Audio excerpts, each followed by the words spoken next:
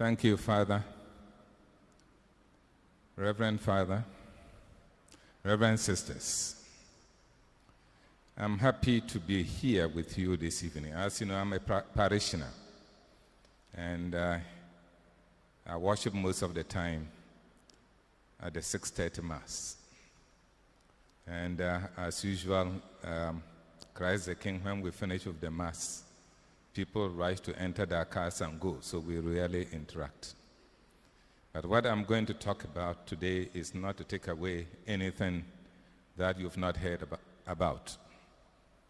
From your physicians, from Ghana Health Service, wherever you are, CHAG, you've heard what it is to increase your life.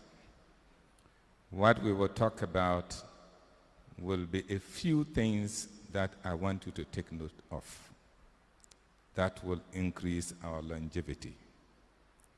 For those of you who are above 80, I still believe you want to go to 100. Those of you who are below 60, you want to go beyond 80. And those of you who are young will want to live a long life. Those who are 100 will want to look at quality of life. The Japanese say that they want to grow old. And when they are to die, you just hear pim pim and you are gone. Not that you become sick for a very long time. No one wants that. But we don't want to die in a lorry accident and that is pim pim. No. We want to go to our beds, lie down, and you get up and the person is gone. And you should do that when you are in the hundreds. And it is possible. So I'm going to talk about predictors of longevity. But to start with, I hope you've all heard about life expectancy. Who has never heard about life expectancy? Well, this is a statistical figure. We just average the number of years one is to live, taking into consideration the yearly life race, death race that we have. What I'm happy about this evening is that we have got so many of you here, and we have got many of you who really need what I'm going to talk about. In Ghana, our life expectancy is about 62. The ladies live longer. That's the average. The ladies always live longer. For every country, ladies live longer. The men die earlier. There are debates as to why. In the whole world, I think it is only Swaziland and Mali that the men live longer than women. Swaziland because of AIDS. Mali, I don't yet know. What I advise you to do is to make sure that you really take in health education seriously, no matter the situation. But when I say seriously, it doesn't mean that all health education messages you hear, especially in recent times, are really from the right sources. And I tell you, not because I was in the public sector, but what we put up from Ghana Health Service, CHAG, we mean it, and we transmit what WHO gives us to transmit.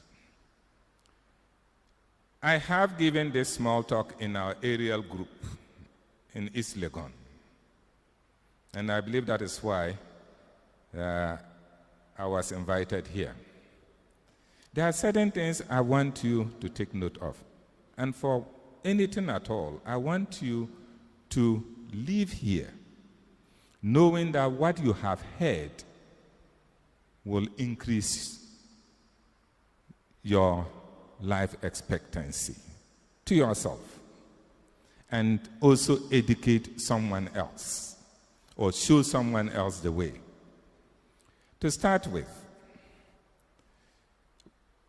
experiments have been done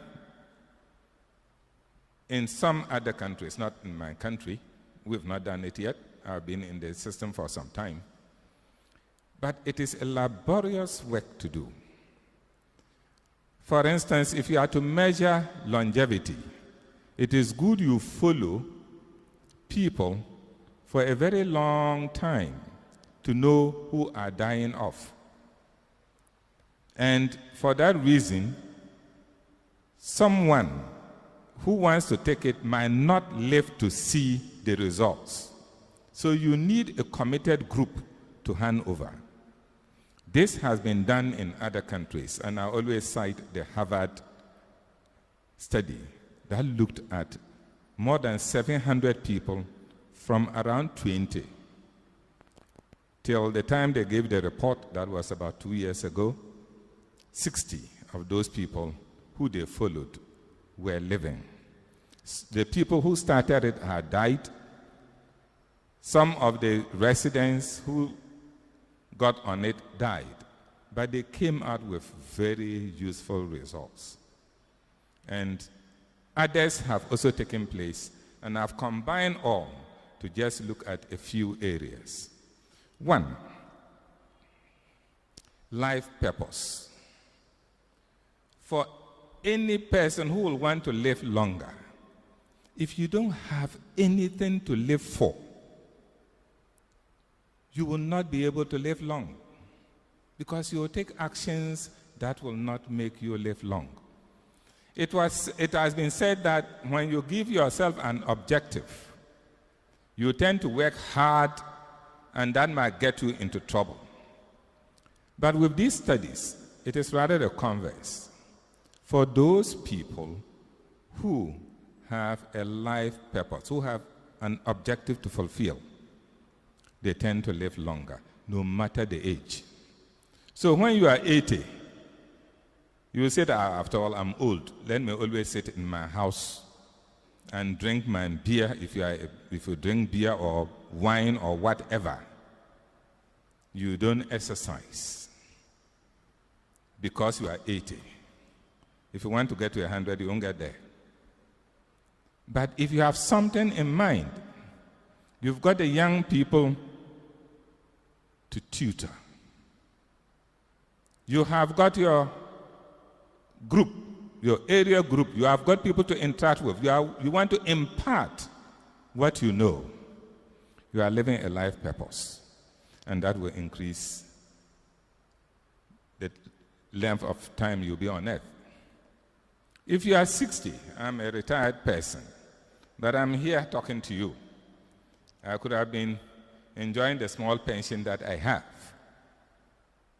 If you don't have something to look at, there are young people who need me. I'm no more a practicing medical practitioner, but I still give knowledge. I consult. You must have a life purpose. If you are a young man or a young girl, what do you want to be? If you want to be a reverend sister, you want to commit yourself to God, it is a purpose. You want to serve. You want to be a priest, it is a purpose. When you have that, you wouldn't be involving yourself in behaviors that will let you not achieve what you want to achieve. Smoking, drinking, all kinds of bad behaviors. The next thing I want to let us look at will be the everyday activities we do that we take for granted, but which are very essential in monitoring yourself. Turn to someone and look at him or her. Turn and look. If you can smile, smile. If there was something wrong with the face that you looked at, you would have noticed it. And oh, what is wrong with your face? Perhaps I wouldn't have noticed it. But you've noticed, what is wrong with my face or your face? That will let you be seeking answers. And therefore, you will move to check it out. And let me tell you, some of the strokes that someone has had a stroke, and that suddenly, perhaps it started slowly, you didn't know. We've got what we call transient ischemic attack. It just comes, and sometimes someone becomes dazed. You see someone talking to you and sits down, and you don't know what is happening. Ask. That might trigger something. Can you hold someone's hand by you? Just a handshake. A handshake. Handshakes. You think it is just an ordinary handshake. Oh, Ghana will like it. And perhaps when it is Ebola time, we'll tell you not to do that. But when you shake someone's hand, look at the quality of your shaking. If you do it every day, you'll realize that you've got some quality that you shake the person with. And when you are not able to do that, something will begin to prick you. What is wrong with my hand? I was just watching Vital Signs in CNN.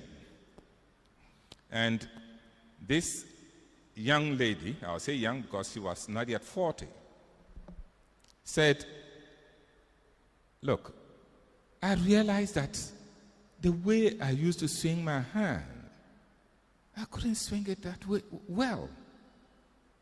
She's an athletic lady, no history of disease in the family, of any disease in the family. She realized that swinging was a problem. And she decided to check, to go for a checkup. That was the first time she was told she had diabetes. We know that when you have diabetes, you'll be urinating a lot, you'll be drinking a lot. The person is in an Arab land where temperatures are high. Like here, you are drinking a lot of water. And perhaps you think that this is the urinating and drinking is the only symptom. Something else you've been doing which you can't do will trigger you to go for a checkup. I had a social media on our old people's platform, and someone gave me something to read on the webmd.com. And this 42-year-old woman said at 2 a.m., she got up and was having excruciating pain going down her left arm. Those of you who've heard about heart attack will know that one of the symptoms of heart attack is that you have chest pain radiating to your left arm or shoulder. That's a symptom of a impending heart attack. This lady didn't have chest pain. She just had excruciating pain to the left arm. She said, no, something must be wrong. When you are talking about heart attack, perhaps you are talking about people like me. But this was a lady, 42 years. And I'm happy young people are here. It can happen to any of us. And especially ladies. What I'm talking about is more on ladies than in men. So this lady rushed to the emergency room. The doctors did well. They did EKG, electrocardiogram, and they saw that there was small abnormal spikes, but said nothing. They took her blood and checked for proteins that will show heart attack, and they found that to be little. So they said, oh, this is just go home and rest. She went home. The pain was still there. In 2 days, she went to her doctor and said, look, this pain is still there. I went to the emergency room and it is still going on. And he said, where did you go to? Gave it. He examined and said, oh, there's no problem. You might be getting impending shingles. Shingles is chicken pox. Sometimes they go along a nerve line. but there was no rush. The 5th day, this lady called a university medical center, and they said he should come. She went, they took the EKG again, and told her, "We are sending you straight to the theater. You are about getting a heart attack that will kill you. But take this phone and call your husband, because we can't wait for him. And we don't know whether we can save you when you are on the table." And God willing, the lady survived. But she had a condition that is developing now. Even, I don't think in Ghana here we can detect that. We have spontaneous coronary artery dissection. Dissection is when you are cutting open. In this case, it is not a block on the heart artery. It is a crack on the artery that the blood seeps through and doesn't come out, but slowly blocks the artery. And it is very, very difficult to detect. If this lady didn't know the symptom, was not checking herself, she would have died. So it is something that you should do every day. Check how your constitution is. I add something else on what you should check for. We always tell you to do exercises. Exercises are good. You've heard about doing it. I don't have to repeat those. But there is something that you should take note of. It's just not the vigorous exercise that I am talking about. I'm talking about regular getting up to take a walk. Check the speed with which you walk every day, how you can walk. When you begin to notice that my walking is no more the way I walk normally, something might be happening. Go for a checkup. It doesn't matter whether you are a young person or you are an older person. Go for a checkup. Many people are being admitted at the renal dialysis unit. Many people are dying just because they don't pay attention to their body actions. Now, there is one very important thing that I want to mention above all that can make you live longer. And that is the social systems in place. With the 75-year-old study, it was shown that it is not your hypertension that will make you not live long.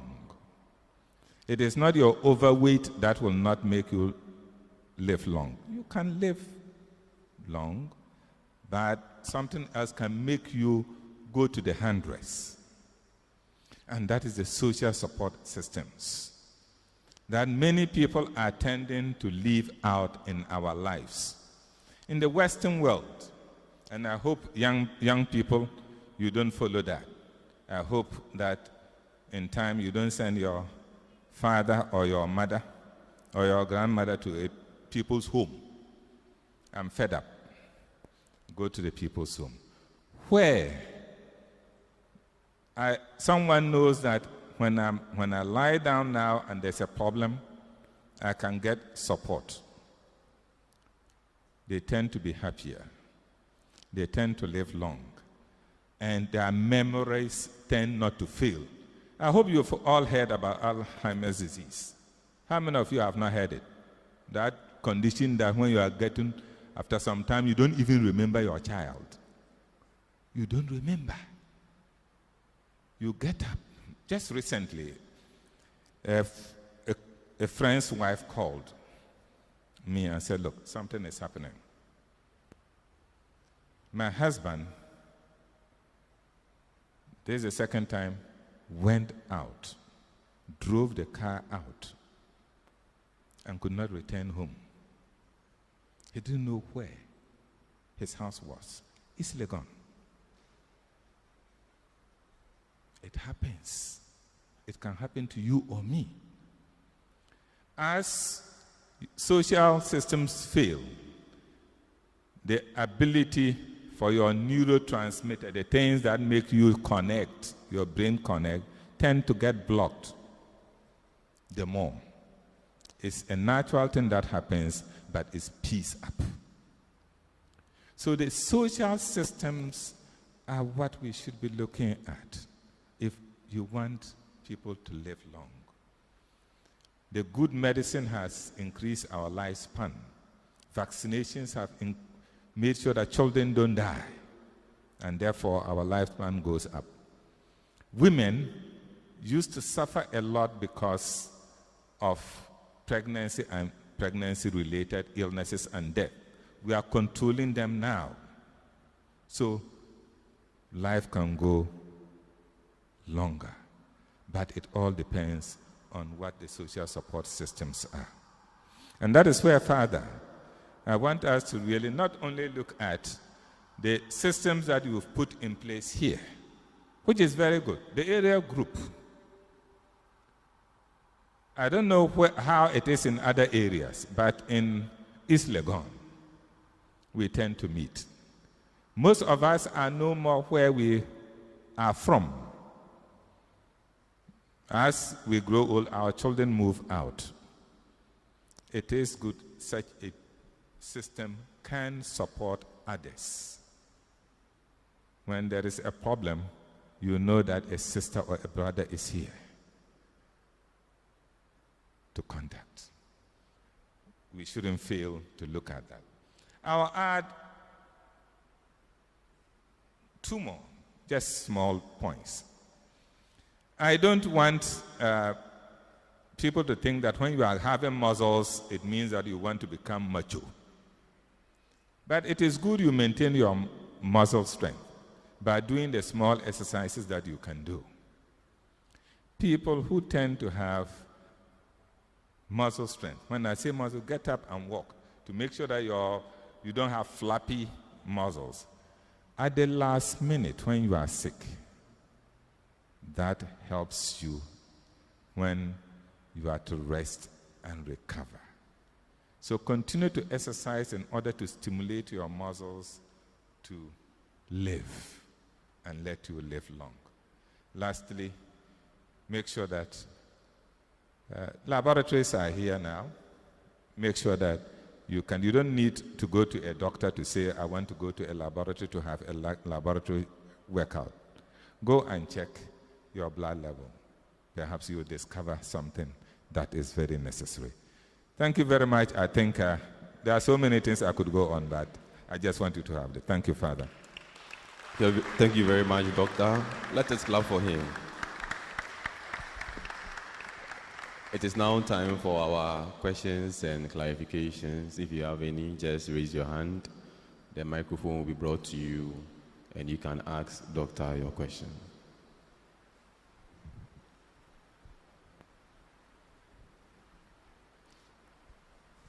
Is it that people got bored or they didn't understand what I was saying?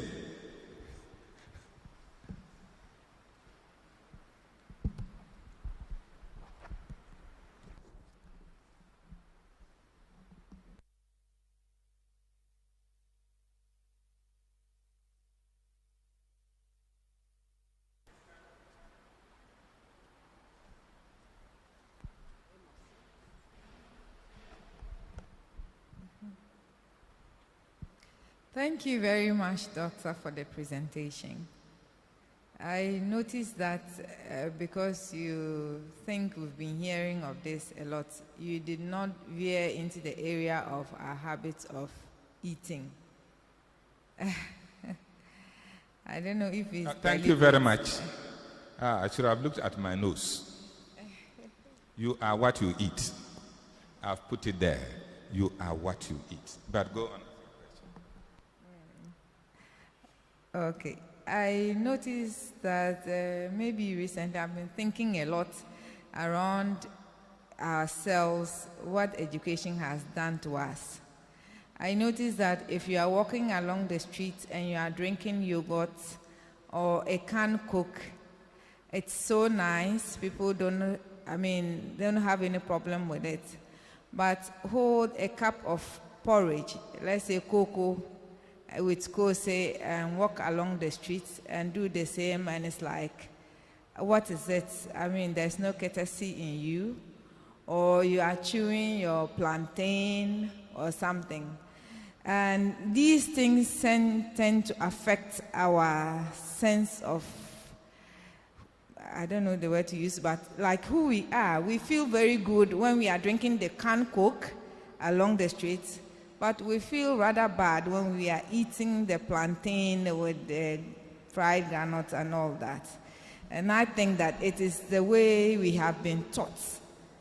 Our education, I don't know what has happened, but I think that we are leaving the good and we are eating. If you get up in the morning and you are drinking tea, yes, you are the best. But if you are preparing something like maybe where I come from, the village, you eat soup. You get soup with that vegetable soup, you eat it and you are fine. It's like, no, you don't belong. You haven't been enlightened enough. What have you to say about this, please? Thank you. And a very important contribution. My predecessor, Prof. Akosa, promoted a lot of kose and cocoa. And at that time, we began teaching Ghanaians on regenerative health. The foods that we have that are very rich, that we should be promoting, and yet it is not being done. Let me tell you, everywhere you go to, whether advanced country or not, they will tell you the bad about some of the things that are seen or what is produced. The question you have to ask is, can we live 20th century events with 21st century?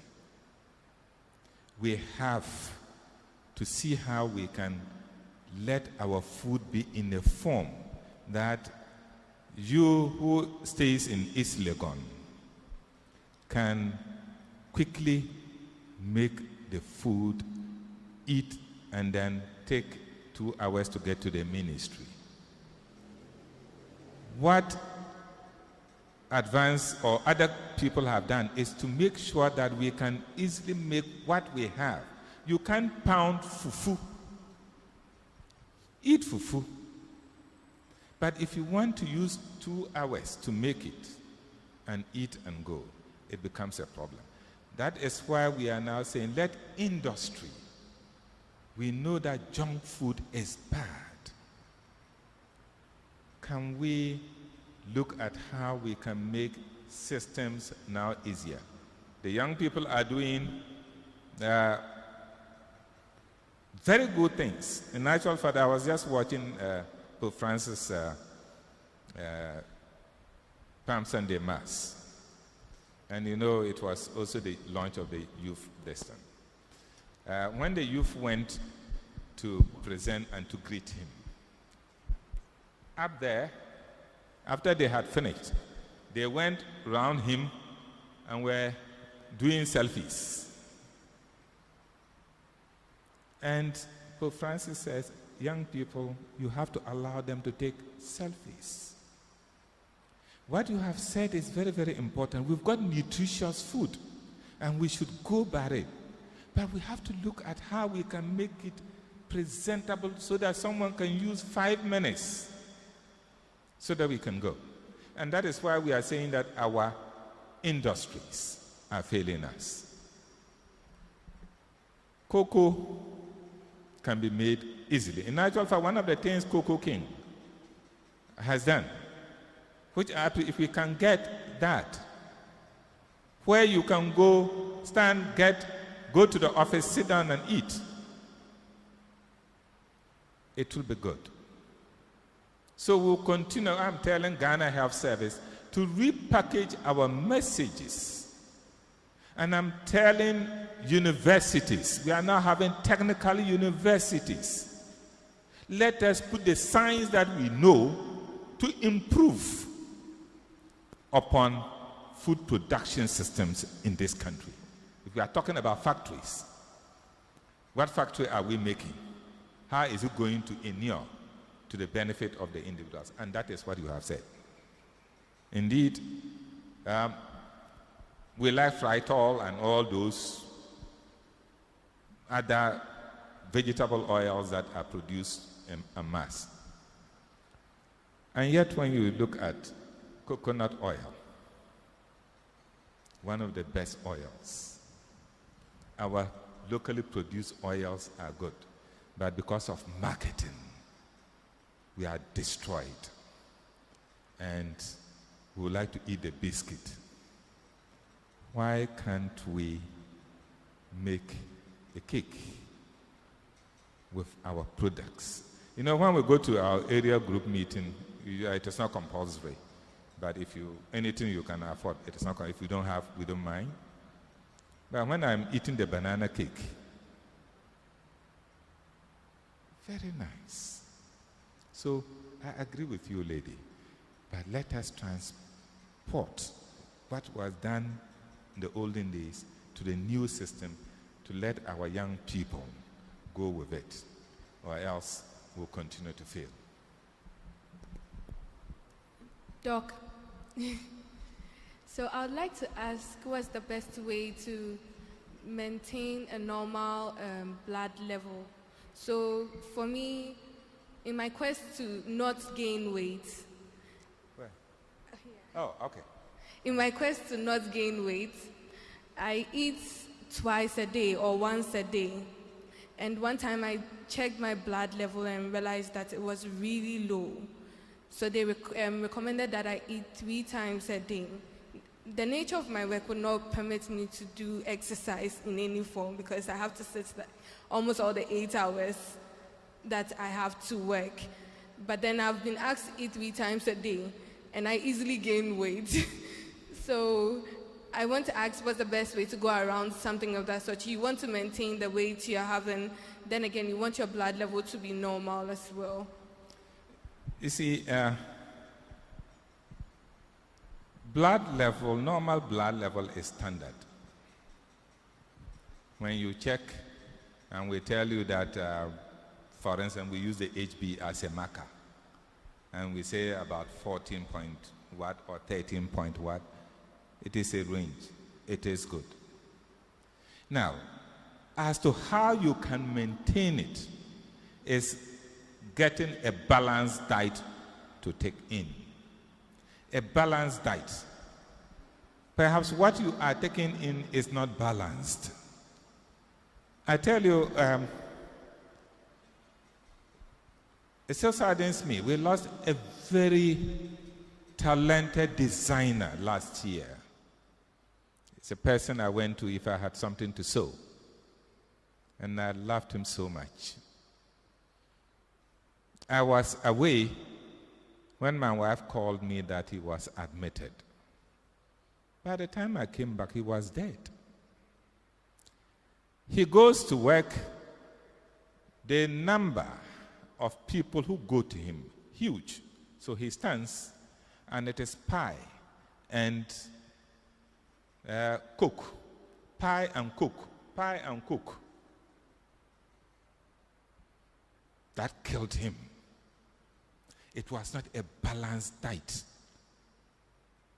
For those of you who like Coke, go and take bone or something and leave it in the Coke and see what happens to that bone. I will always say, if you have a tooth, put it there and see what happens to it. It dissolves. The original ingredient of Coke is bitter. Some year back, Coca-Cola, a batch was bitter, and people said something was wrong. When you are able to mask the bitterness with the sugar level and it's sweet, it means you can imagine how many cubes of sugar you have put in. So I can't say whether you should eat 3 times or not. Eat balanced diet. In actual fact, our people used to eat twice a day. And some people eat twice a day. And they are okay. They take a balanced diet. And if you are eating our foods as has been said, we will be there. We like the Maggies. Who knows that? Many people don't know.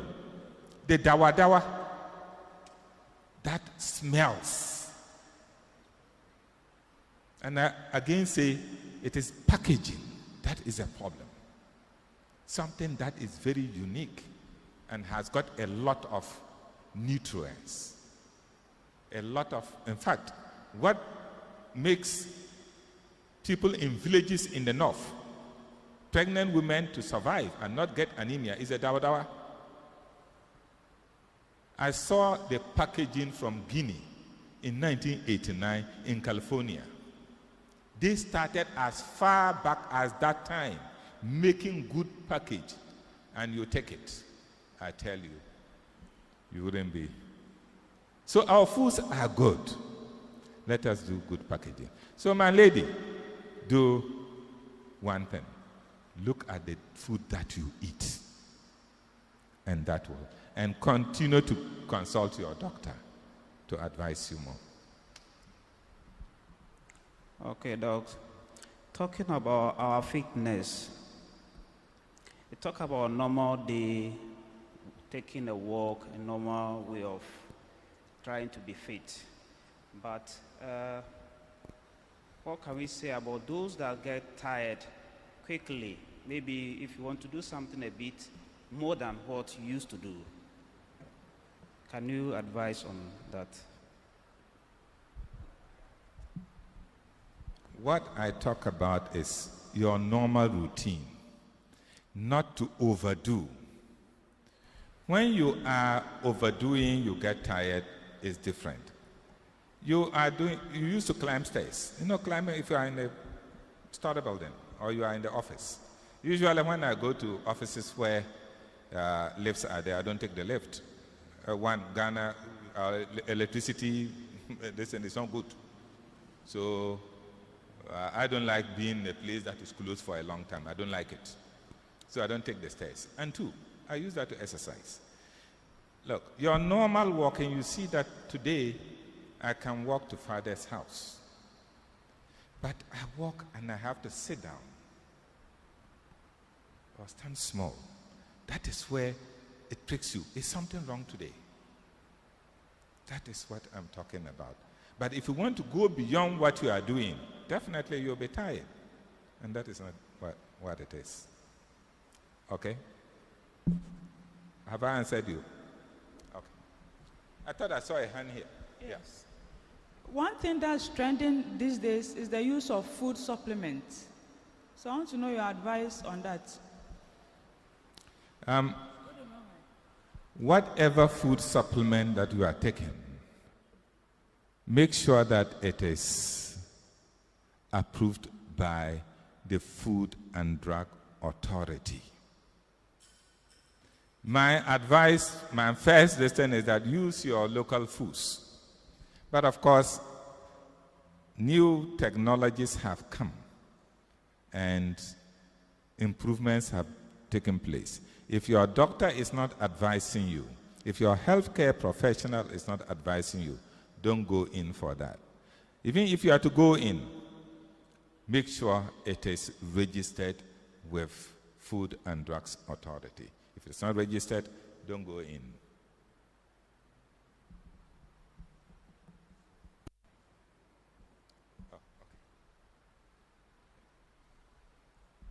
Doc, please, as Catholics and as you are in Lent, what advice would you give to someone who comes to you and says that for the 40 days the person wouldn't drink water, eat anything till Easter Sunday?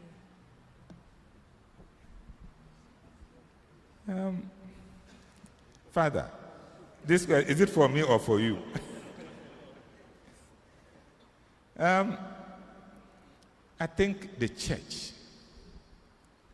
has prescribed how Lent should be approached and what we should do.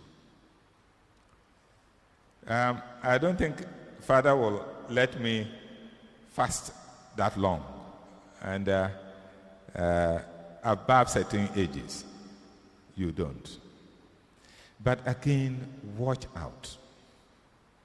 If you want to fast for 40 days and you begin to see a change, I'm having excruciating pain in your stomach.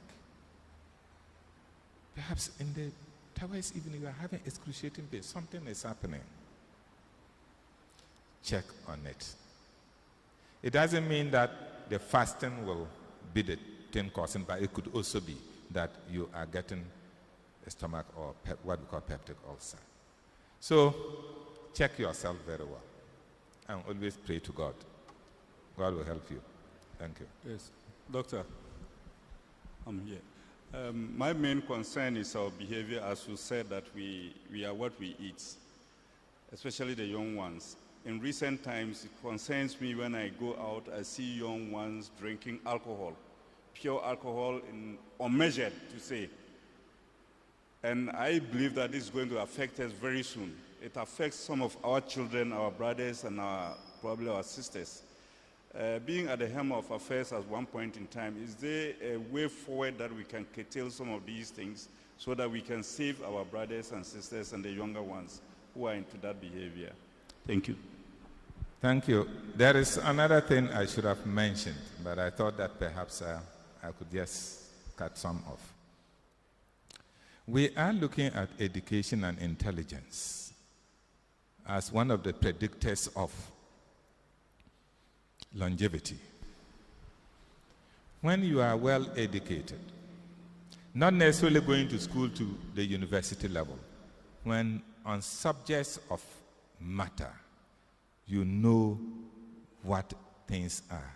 You tend not to be involved in behaviors that are bad. And that is why I shall say that there are certain things that we're doing as a nation. We really do that. I've been, as a person who has worked in the regions and the district, one of the things I used to tell the regional ministers, you've got a network that is very good, that health can ride on. You don't do that. The information unit of the ministries, the regions. It is not enough for Ghana Health Service to always give messages out. We can't do it. We don't have the social media. We don't have the mainstream media with us. But with this information unit of the districts, they used to go into the villages. They used to mount education points, and then we give information. We'll continue to do that. That is the problem. People are not seeing it. That when they are advertising, what drink is that? That during it used to be news time. Now 8 o'clock it comes. What is it? Is it Casapraco? Yes, and there's another. Is it Adunko? Adunko bitters. Don't you see that the whole thing is very nice to hear? And how they, you want to try it. These are young people. What messages are we giving to counteract it?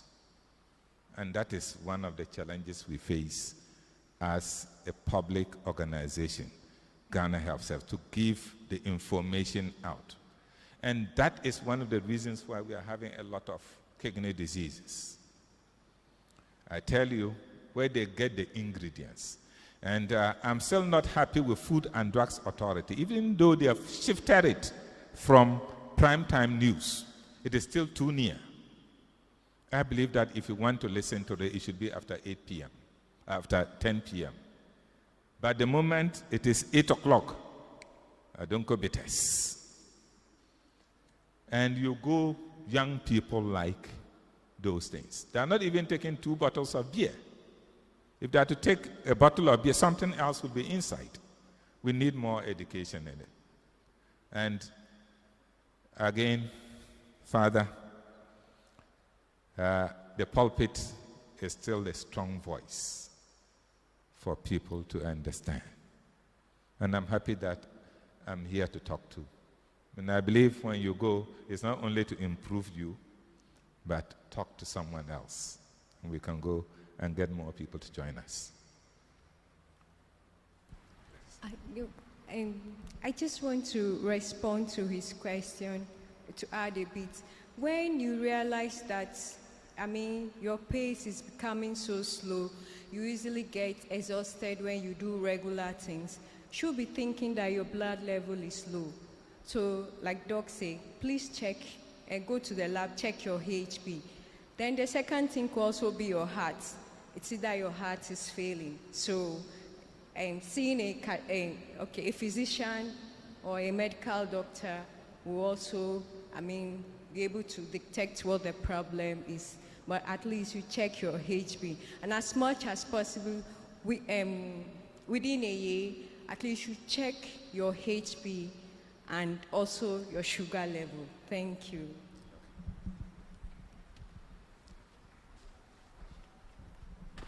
Thank you very much, Doctor, for your time and on educating us on how to live long. God bless you. For my wonderful parishioners, I want to thank you for always having time